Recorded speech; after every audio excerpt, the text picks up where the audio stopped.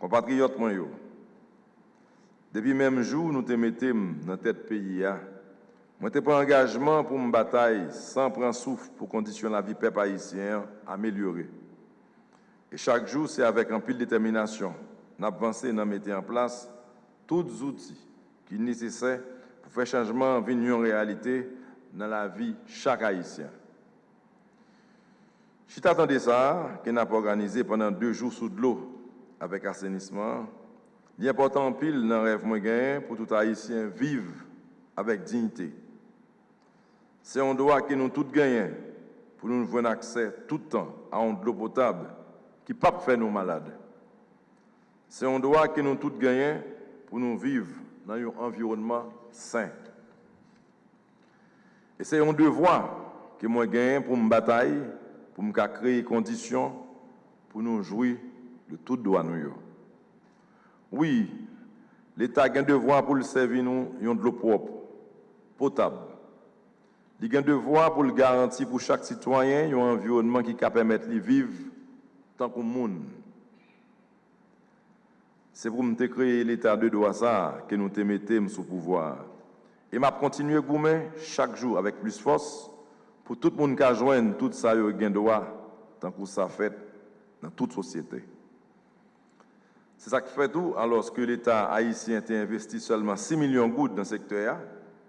Depuis que je suis au pouvoir, l'enveloppe l'a passé à 157 millions de gouttes, qui donc 25 fois plus parce que le gouvernement ça qui en place je dis, il y a une importance capitale à ce secteur. Ça.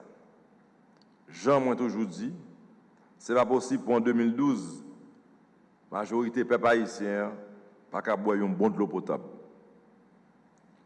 Mais nous ne participons pas non tout pour nous jouer. Il faut que nous ne pas gaspiller de l'eau, parce que nous avons tous besoin. Il faut que nous suspendions construire sans toilette. C'est celles gens qui n'ont pas arrêté en santé et protéger vie nous avec vie moun qui bon côté nous. Nous ne saurions poursuivre l'ambition de l'accès universel à une eau saine sans chercher en même temps à préserver notre environnement des dégradations qui le menacent. Dès lors, l'assainissement liquide, quoique souvent traité en parent pauvre, devient l'un des paramètres déterminants de la pression qui baisse sur la ressource de l'eau en eau. De fait, sous ce secteur historiquement partagé entre la santé publique, les travaux publics et l'eau, aujourd'hui pleinement et officiellement intégré les actions de la DINEPA et doit suivre l'élan déclenché par le secteur de l'eau. Mesdames, Messieurs, pour parvenir à maintenir la cohérence dans le secteur, le gouvernement prévoit une meilleure articulation des actions de l'eau et de l'assainissement, le partage d'expertise scientifique, une planification objective et des actions parties de schémas directeurs.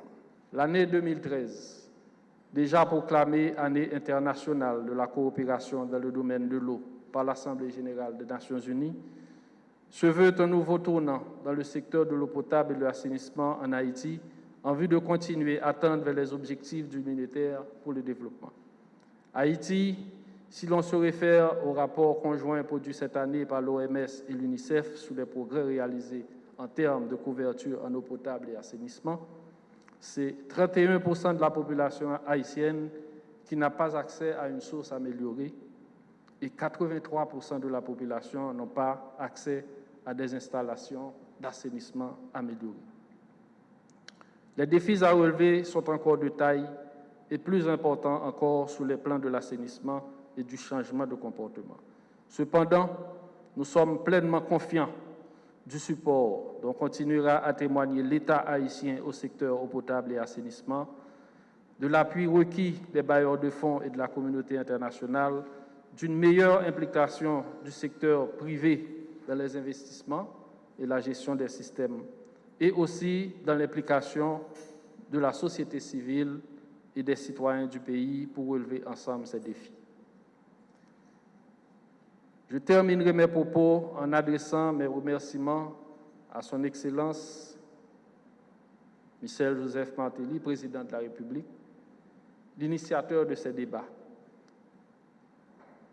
aux membres de son gouvernement et en particulier à mon ministre de tutelle, l'ingénieur Rousseau, qui n'a pas pu nous rejoindre cet après-midi, et vous tous ici présents ce soir, d'avoir accepté d'être avec nous pour le lancement de ce qui est considéré comme une grande première pour la DINEPA.